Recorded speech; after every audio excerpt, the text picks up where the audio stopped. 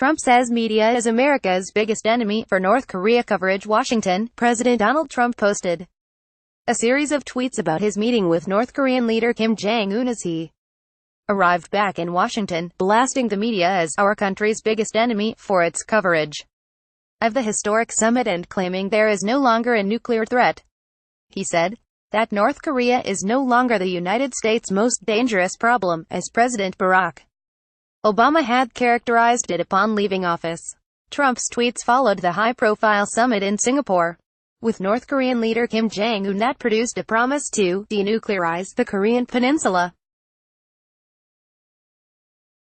but was scant on details. His tweets came shortly after Air Force One landed at Joint Base Andrews just outside Washington. Trump's assessment comes as lawmakers, analysts and allies have hailed the effort, but questioned the substance of what was achieved. A brief document signed by Trump and Kim provided virtually no detail beyond the stated commitment to denuclearize, a promise that Pyongyang has made and ignored many times in the past. North Korea is believed to possess more than 50 nuclear heads, with its atomic program spread across more than 100 sites constructed over decades to evade international inspections. Even as they offered measured praise for Trump's diplomatic efforts, congressional Republicans have emphasized the difficult road that remains and pressed for more details of what exactly the president agreed to with Kim. Senator Bob Corker said on Tuesday that he wanted Secretary of State Mike Pompeo to brief senators on the substance of what the two nations discussed, including whether U.S. troops stationed on the Korean peninsula would remain. I have no idea whether Trump secured anything of substance,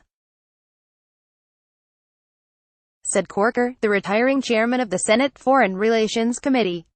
At this juncture, I don't think we know enough to challenge or celebrate. In his tweets, Trump called his meeting with Kim an interesting and very positive experience. He also said that before he took office last year, people were assuming that we were going to war with North Korea.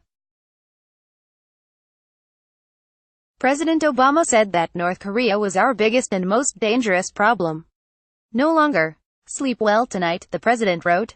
Trump and Kim were returning to their respective strongholds following the talks, but to far different receptions. In Pyongyang, the North Korean autocrat woke up to state media's enthusiastic claims of a victorious meeting with the U.S. president. Photos of him standing side by side with Trump on the world stage were splashed across newspapers.